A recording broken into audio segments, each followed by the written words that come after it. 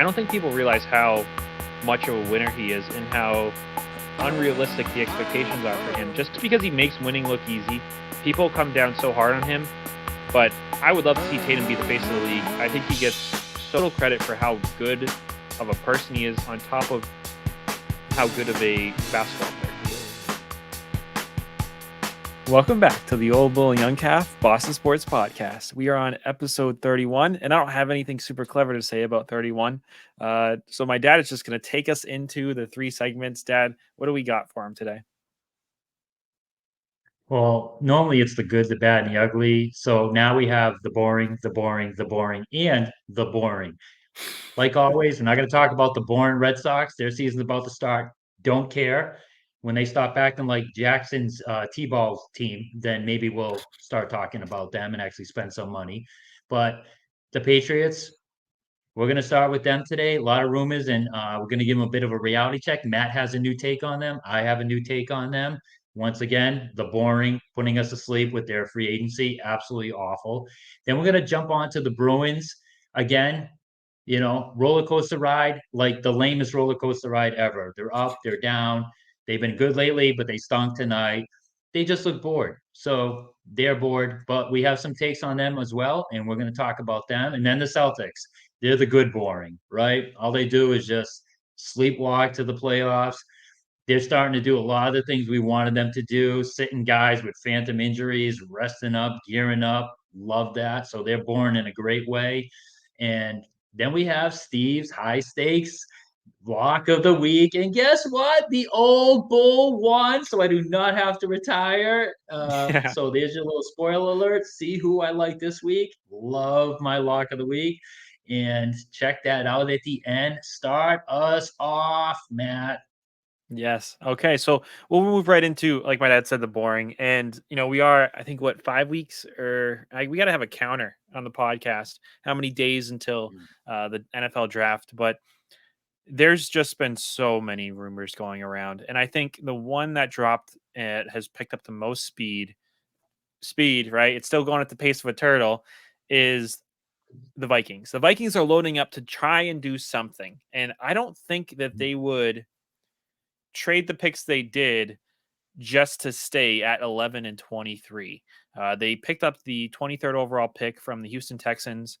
They did that by trading away, I think they gave away their second round pick next year, but I know they gave at least one second round pick. And now they have this artillery. They do not have a quarterback. Kirk Cousins, of course, has moved on to Atlanta, and they're trying to find somebody to pair with Justin Jefferson. And just full disclosure, they're not packaging Justin Jefferson for that third overall pick. They are trying to get a quarterback to pair with Justin Jefferson. There's no way they're trading him.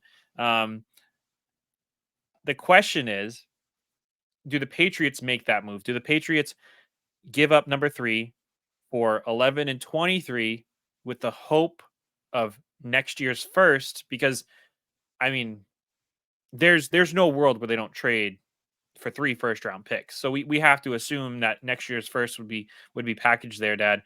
And I know it's a rumor. I know there's a lot of those coming out around the NFL draft. I'm curious, Dad, what your thoughts are on the possibility of kind of doing what the Bears did last year.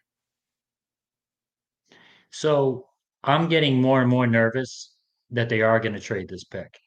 And here's why, right? I'm going to give the Patriots a little bit of credit here, even though they don't really deserve it. Everything coming out of the Patriots camp is everyone who's approached them about that third round pick, they just shut them down. Nope, not interested. The Patriots are taking a quarterback. They are staying there. The rumors are really coming from the Vikings. That's where they're coming from. So I think the Patriots are actually being smart here. If you would secretly like to trade that pick, the best thing to do is come off as no shot. We're not trading it. Don't even talk to us. That way, if teams get desperate enough, they'll be like, well, we got to throw them an offer they can't refuse. They're going to overpay. Whereas if you leak it out there that, Patriots are willing to wheel and deal for the third overall pick, now teams are playing hardball with you because they know you want to get rid of it. So I actually think the Patriots are doing at least the right thing here by making it known we're not trading this pick. I'm hoping they don't trade it, and I hope they keep it. But here's what makes me nervous and why they possibly are. With Wolf's approach to this free agency period, and it looking more and more like the Patriots are digging in for a nice little slow build, what strategy fits more with a slow build? Trading down, collecting a bunch of players, knowing you're going to suck this year. That's why you didn't spend any money. And then, hey, we're going to get high draft picks next year. We're going to trade down and get another first rounder next year. And the Vikings picks probably going to be in the top 10. It the lack of urgency to rebuild this roster is starting to scare me that they are like bunkering down for a really slow build. And to me, that usually means that there's a chance they're gonna trade that sucker. What do you think, Matt? Oh, I can't hear you. Uh-oh. Oh no, yep, I'm back. Sorry, I muted. I I'm on the other end of the spectrum. I think that Okay. that I don't think they're gonna move. I think that they're gonna stand pat. Um, the curveball is when you look at the package that Carolina gave for the first overall pick last year, where the Bears went from number 1 to number 9, and of course they got the first round pick this year. That's not something you could forecast. They also included DJ Moore, who is considered a number 1 wide receiver. His connection with Fields was pretty amazing this year. Pretty much anybody else Fields threw to kind of sucked. So I don't think the Vikings have enough ammunition to get to number 3. I don't know if the Commanders are dumb enough, maybe, but I don't know. I feel like it would be an immense show of arrogance to, and I think that's kind of what we succumb to a lot with Bill Belichick in these last few years. This personality trait of I'm the smartest guy in the room. I could do this, and maybe Wolf has that DNA in him, similar to Mm. Belichick. Because if he does make this trade, he is like my dad said before we even started this podcast.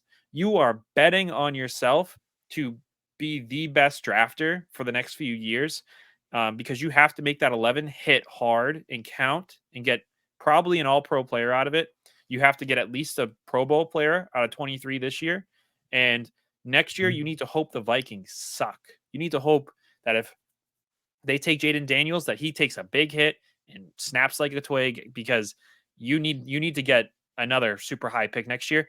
And talking about next year, there's really no quarterbacks that are high priority next year. Going into this year, Caleb Williams was kind of the go-to guy. Drake May also had a lot of buzz.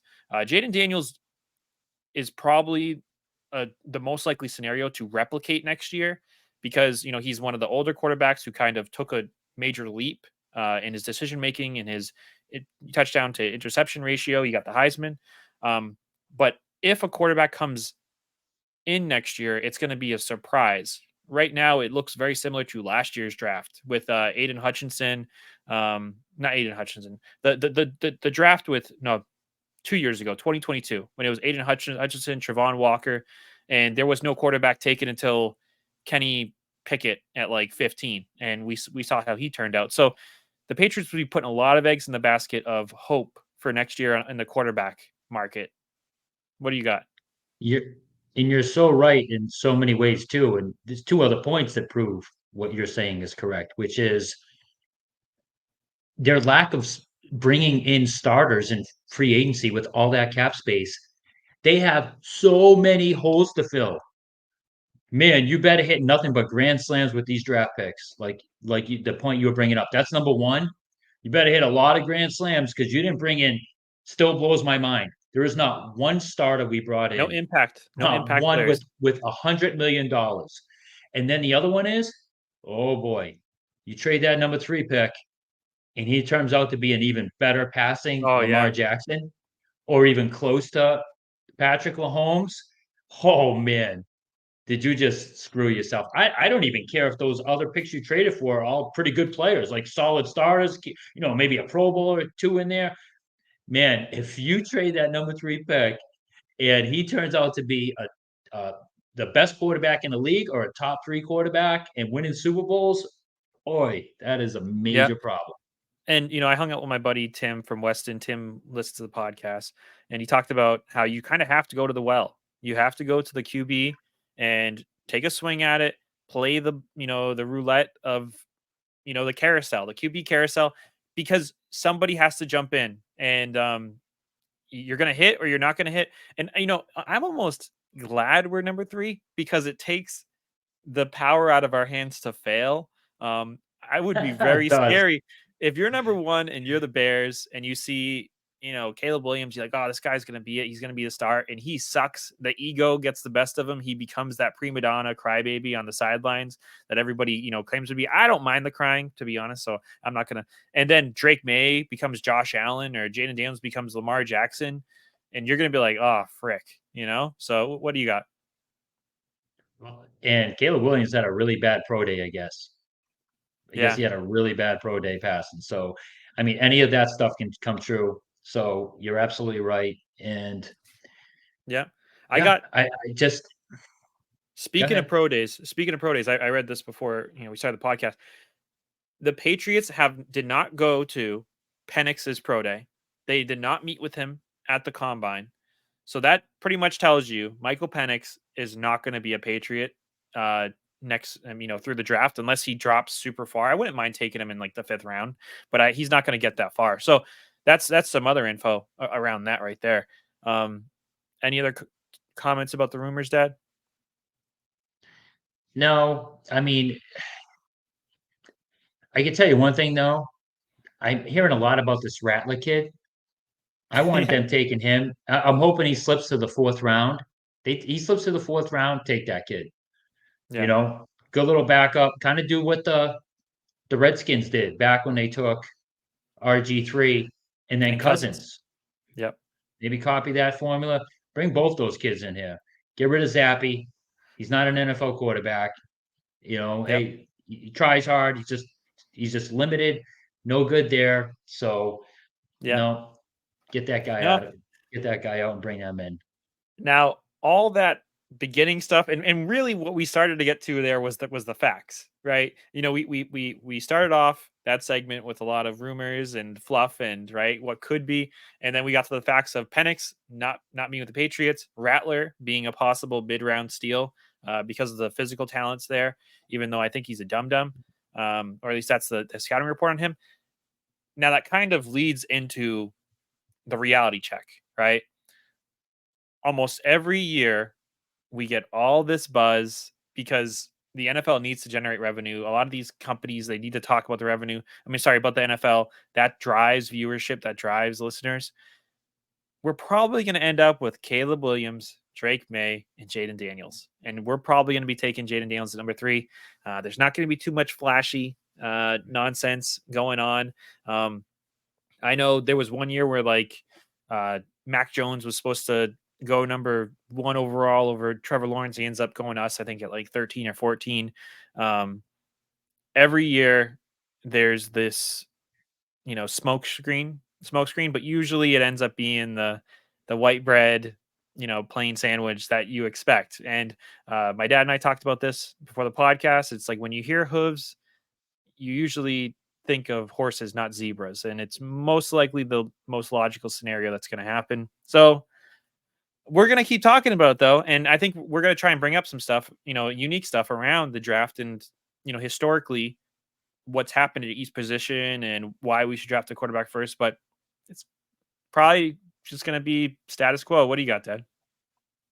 Matt, bring up that great stat you had where the quarterbacks were drafted in each round. And while he Yeah, looks for that, yeah, it's just that is, I mean, Mac Jones was rumored to go 3 overall to the 49ers back when they made that trade.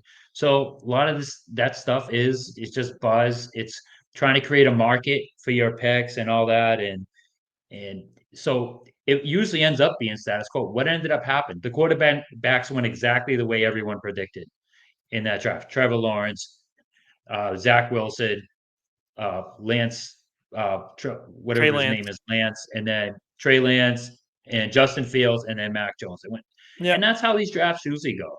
And and so, just like my dad said, but that so somebody did a quick breakdown on this since 2000 to 2021. We're going to probably dive into this and get our own data, more updated data.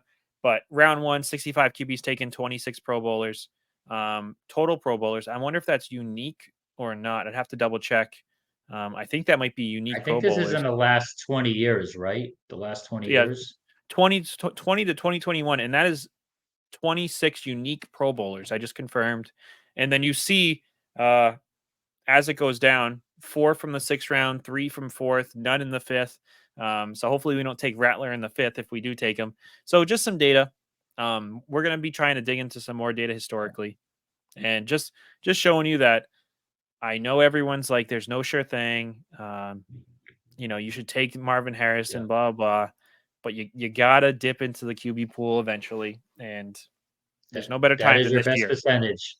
Right Yep. there, your best percentage is take them in the first round as high as possible. Do they always pan out? Nope, they don't. But that is your best shot at getting a franchise quarterback. And we all know in today's NFL, it's all about having the franchise quarterback. See the 49ers with their super team Yeah. and Yeah. mediocre at best quarterback, and they lose.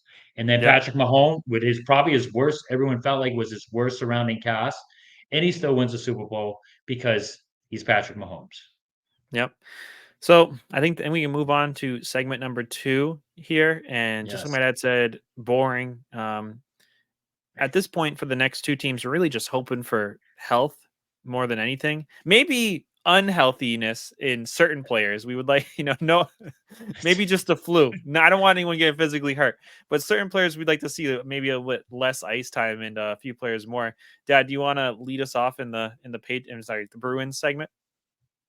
Yeah, man, like the Bruins right now are like my son Matt, the young bull on a Saturday night. Yeah. They're just boring as they're not like the old bull cutting it up on the dance floor, Nope. getting women's numbers and Frank the Tank mode. No, no, no, no. We're talking they are Candles plain and boring. They look comedy. bored, and yeah, Yeah. Candles, comedy, it's just sitcom, some tea, and you know, eye mask waiting just on my forehead, waiting to be pulled down at 8:30. That's what the Bruins are right now. So yeah, I that is what's totally going on agree. with the Bruins. But there's still some stuff I'd love to touch on though.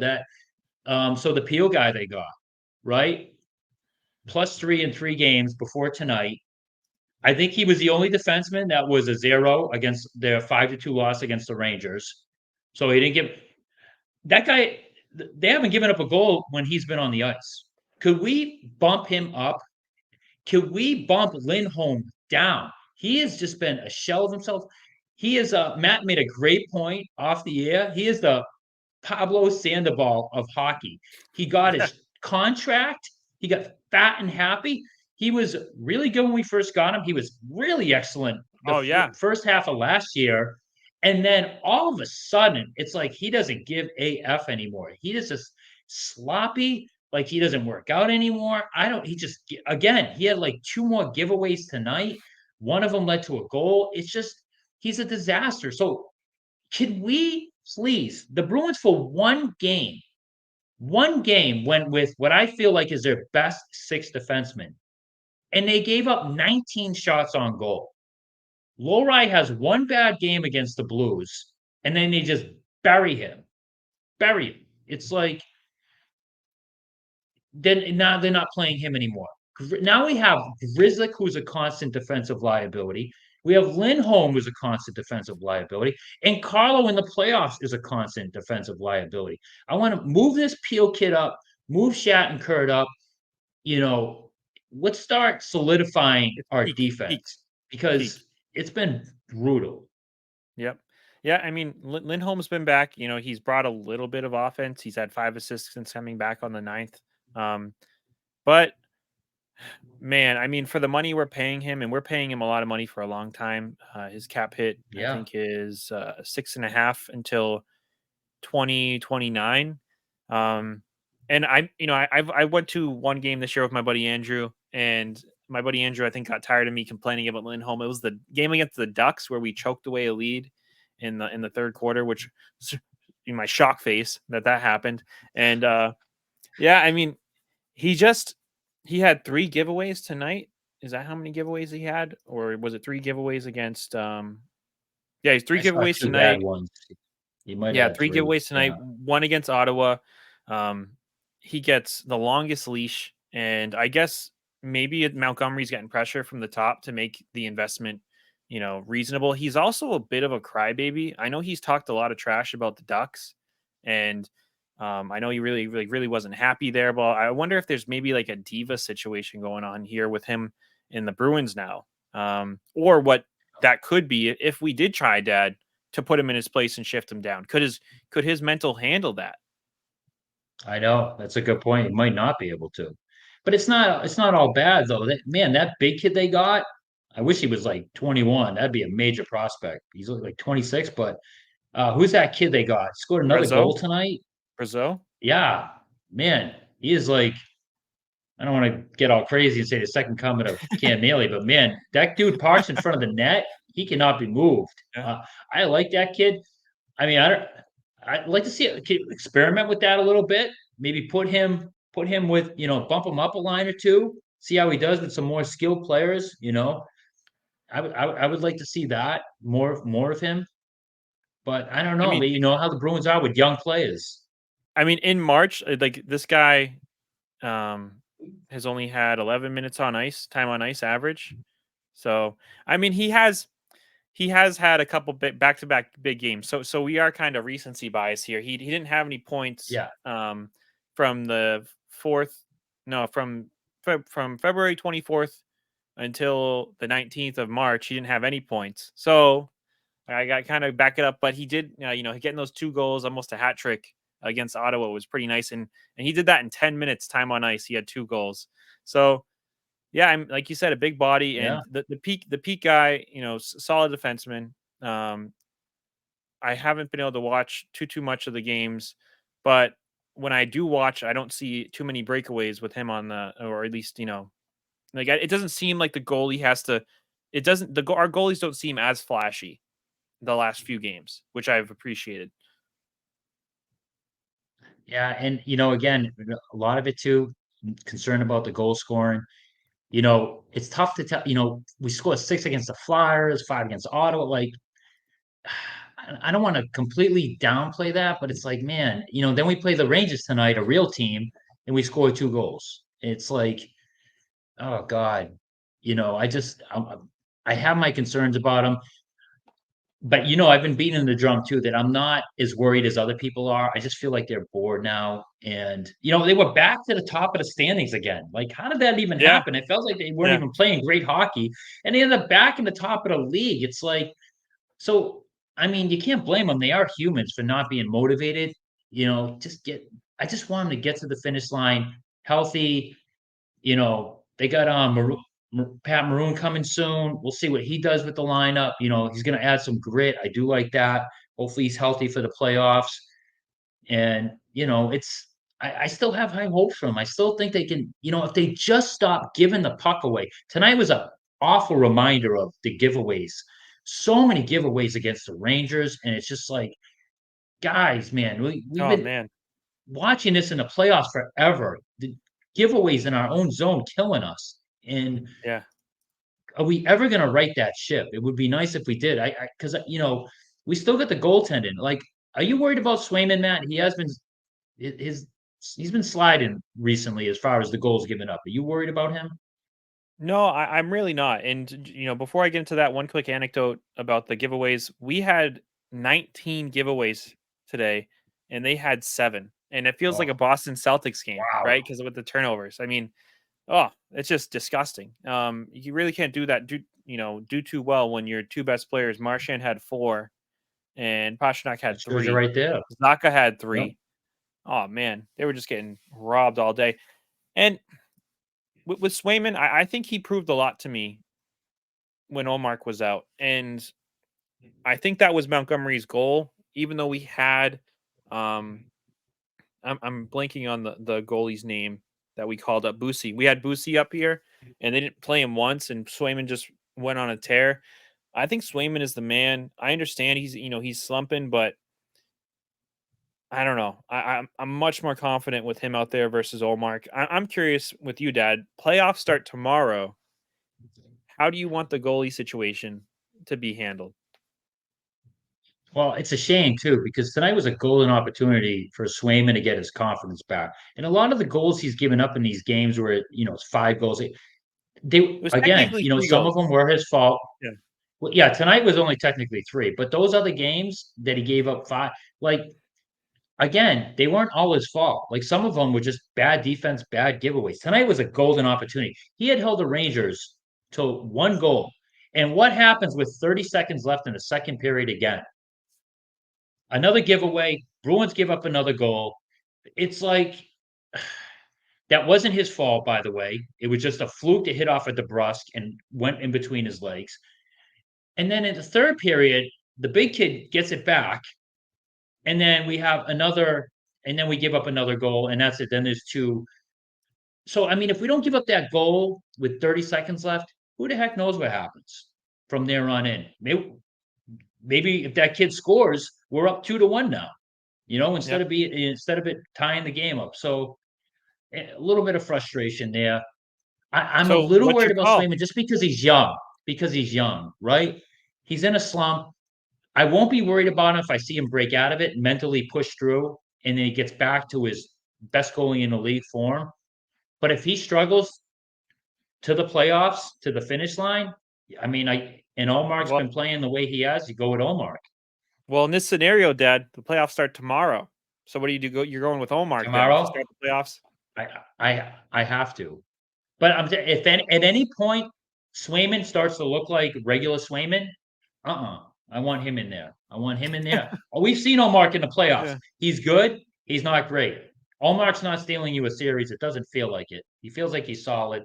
Doesn't help, like I said, that we're always giving the puck away right in front of him too, though. So I'm really curious, and I heard this on 98.5 as I was driving to PAX this morning. What is what's the safest play, right? From a manager standpoint, Montgomery. If you're Montgomery, if you go with Swayman, are you trying to be too cute? If you go with Allmark, are you trying to be too cute? If you go the rotation, like what do you think is the most vanilla path if the playoffs come? oh, it's just going with Olmark. Period.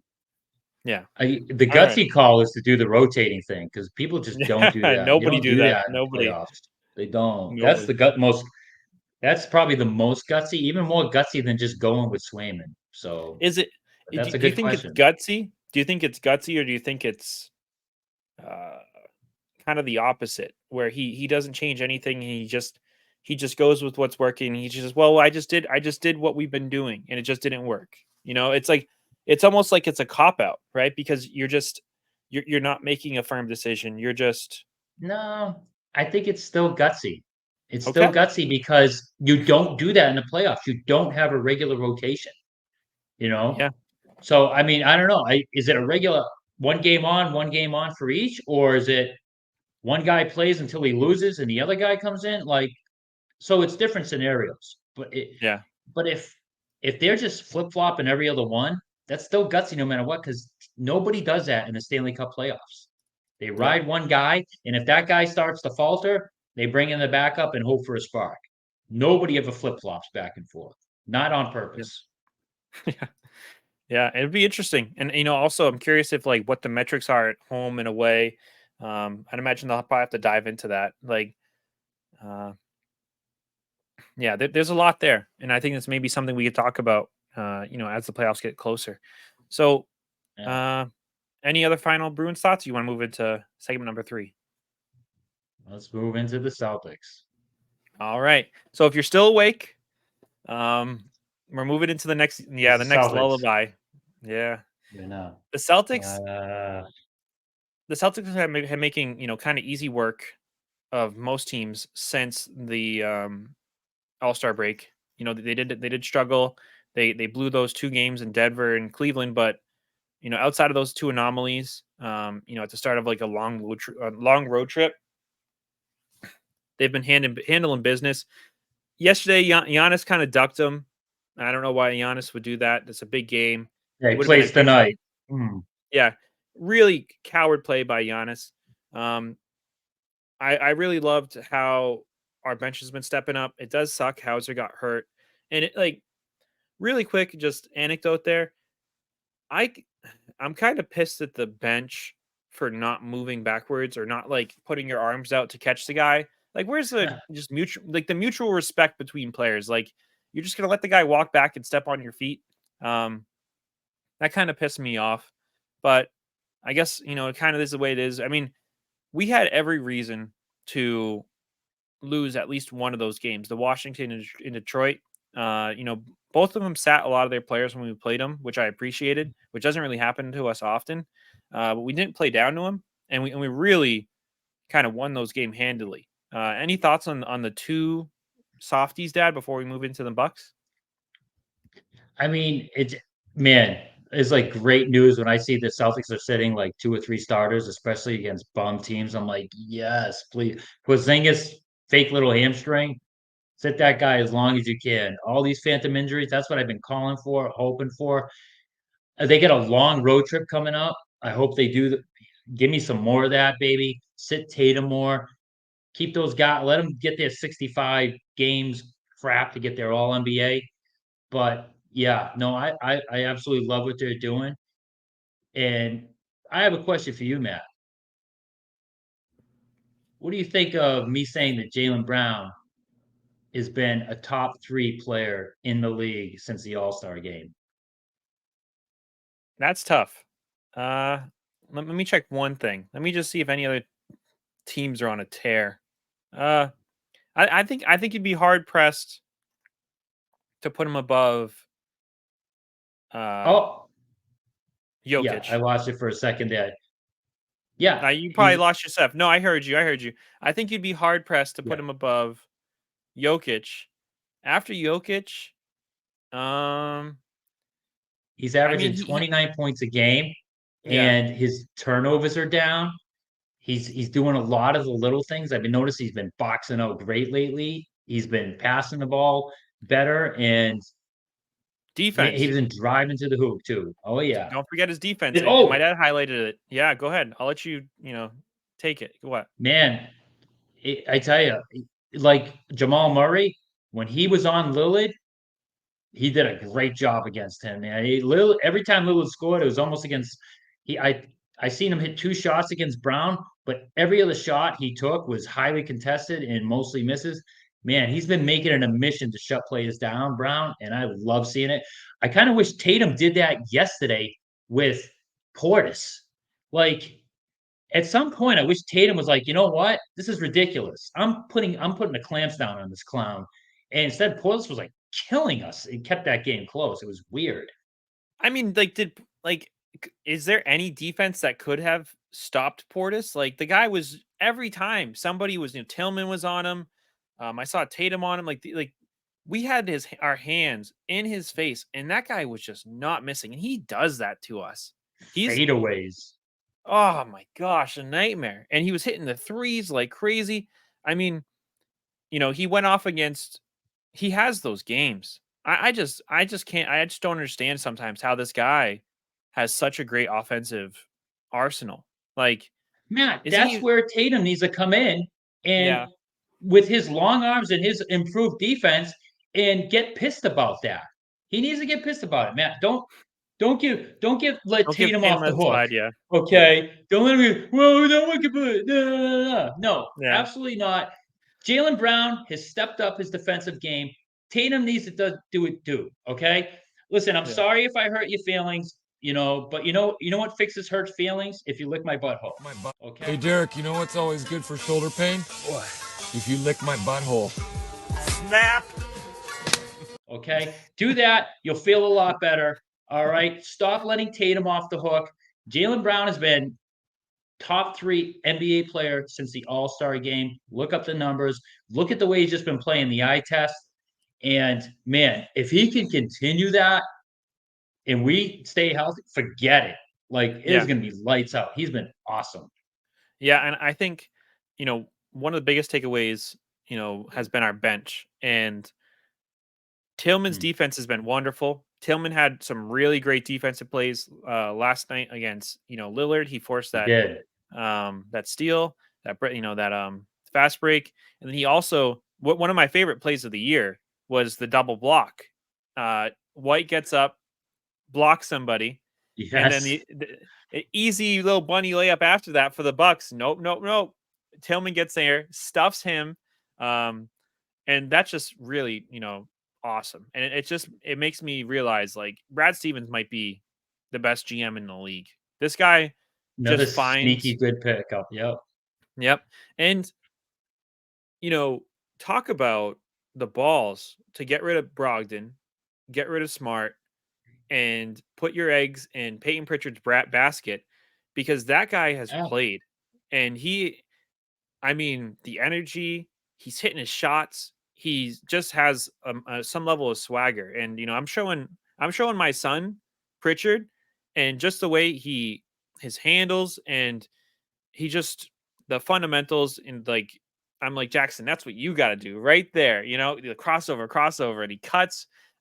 Super happy with Pritchard. What do you got on Pritchard or what else? Richard and Hauser, sneaky development.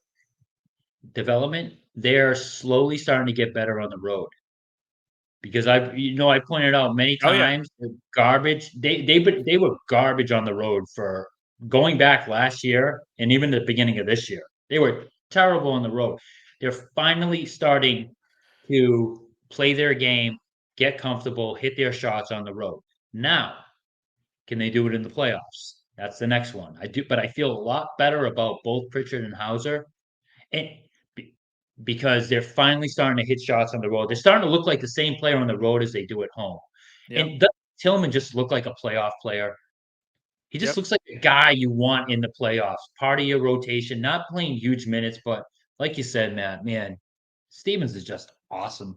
Ainge was great as a GM until like he got towards the end when he was just, like a dragon, just hoarding picks and he just just yeah, it was he weird. just had to like win every trade in a landslide. So when he got a reasonable trade that could have improved the team, he just didn't do it because he wasn't crushing the other guy. Stevens, man, he is just, yeah, I'll give something up. Yep. I'm gonna improve my team by this much. I'll give something up for it. It's gonna Yeah, probably look like an even trade. I don't care. I'll do it because I feel like it makes our team a little bit better. yep. Oh, thank So goodness we got him. yeah, no, and Cornette has started to play really well too. So I've Mhm. appreciated him. He's had a few blocks. You know, he's been hitting his free throws. I've appreciated his effort out there. So that's been good. Overall, I think it's all coming together. I'm glad we didn't really get into the buyout market or anything like that. I think the team is kind of where we need to be. Um, Hopefully Tillman can find a way to work on his shot. He did hit a few threes for us He over the did in past the couple garbage weeks. game But and yesterday, yesterday. the threes were so bad. It looked like me at Yeah, Wooly World playing basketball with my buddies. Oh man, those things were bricks. That's embarrassing. yeah, they So were. hopefully, it doesn't shake his confidence too much. But like my dad said, business as usual. Um, the thing is about Tatum though is I don't know if you heard that quote where he said that on the road, like he's like not playing at home is still tough for him, but on the road, how many Yes, zero jerseys are out there? He's just awesome. he's And awesome.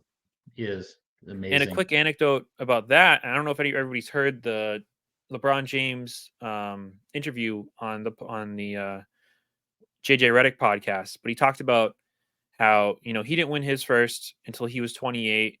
Giannis didn't win his first until he was 27 or something like that. Jokic was 27, and the fact that Tatum has gone to I think 4 or 5 straight Eastern Conference Finals or something like that, or total, and he's gone to the Yeah. finals and he's only 25. Um, I don't think people realize how much of a winner he is and how unrealistic the expectations are for him.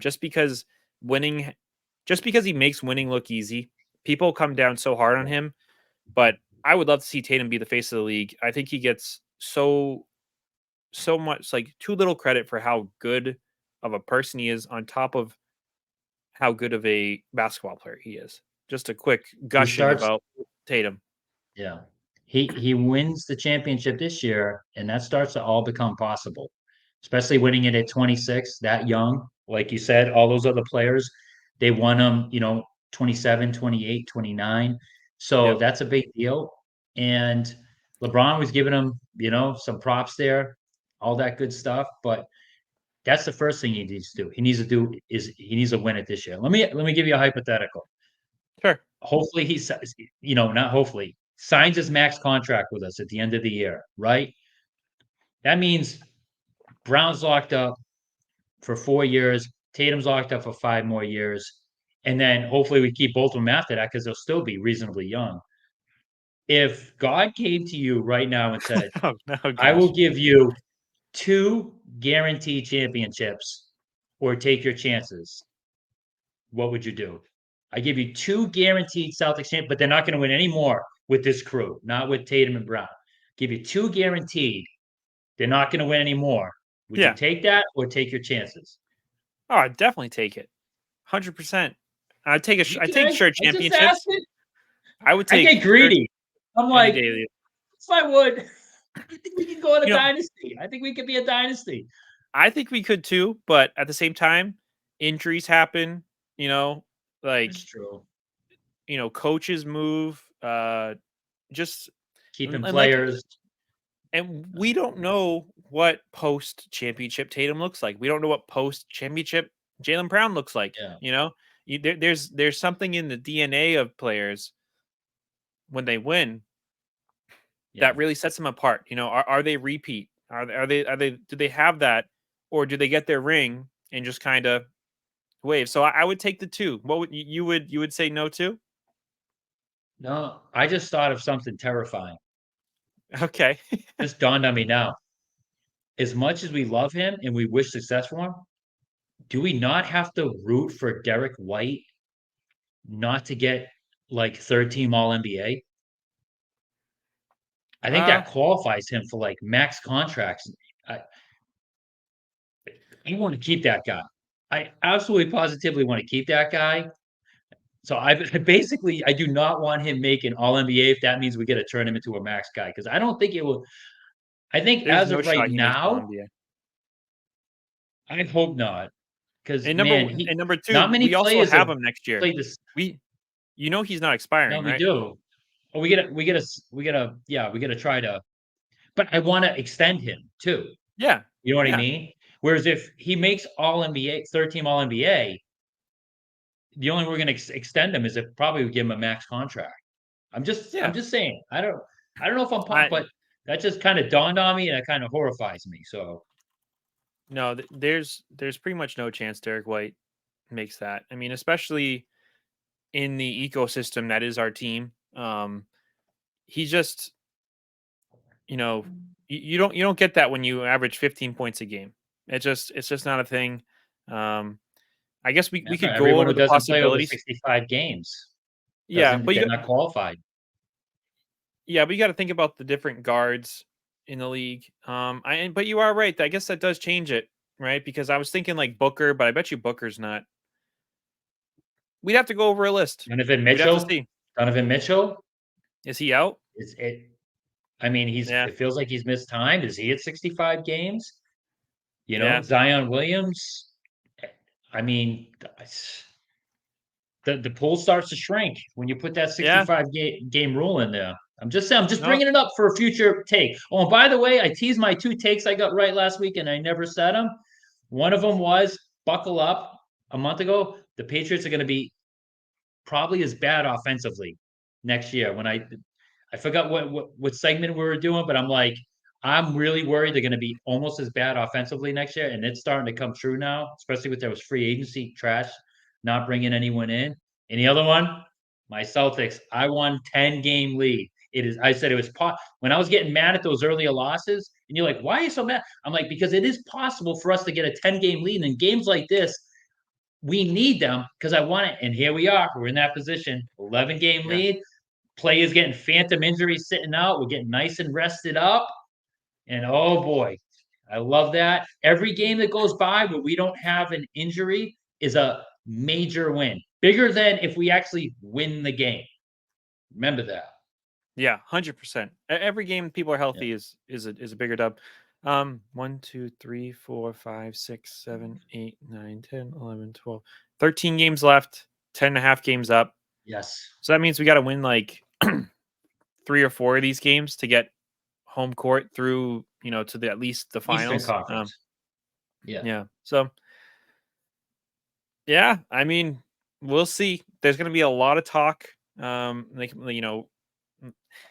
in the dog days of the year. We just want to get to that pay dirt. We want to get to the fun stuff when everything's on the line, and we just want to get there healthy. So, yeah, I think that's kind of the podcast, Dad. Do you have it? Oh wait, no. Steve's high stakes. Let's get people some money. What do we got this week? Slow down there. Yeah, easy there, young Cap. So last week, the old bull won his game pretty easily, I might add. And so I'm 2-2 on the year.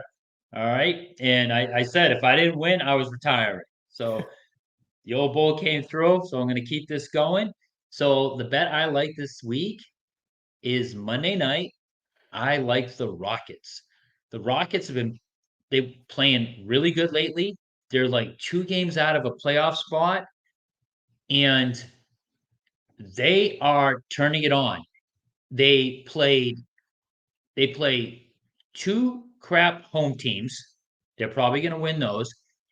A day off in between each, and then they have another day off Monday, and they play another crap home team in the Trailblazers. And the Trailblazers are on their 3rd game in 4 nights, completely out of it, playing for nothing. And I don't even think Brogdon's playing. Like, I think they're just a shell of themselves. So Houston is hunting for that last playoff spot. I think they've won like 6 in a row, playing really well. They're going to be at home. So the point spread's probably going to be pretty big, But if Houston Take it though. doesn't have any injuries, take those bad boys on Monday night. There we go. All right, make some money, everybody. And so far, so good. Last week we made some money. Right now we're chasing it. So I'll be tailing that. I'll be putting some money on that. And I think that is the podcast. So thanks everybody who takes time to listen in. Any takes, any audience engagement, please feel free to shoot us a comment, messages. We love to talk about them, especially in these dog days. We like to have different takes and different ideas. So that we have things to talk about. Man, shout out to it's like the same 10 people that always share in our podcast. We love you guys. You guys are our core. Thank you so much. We could do one of these days, we could do something special for all those guys who share every week. I don't know, maybe, the old bull unfortunately owes $2,000 in taxes. So that's quite the hit. And so, Yeah. but man, I'd love to someday we're gonna reward those guys for constantly being there for us. We really appreciate you. Thank you. Yes. All right. I hope everybody has a good rest of their evening and the rest of their week. Bye-bye. Good night, everyone. And for those of you who still think we're from England, we're not.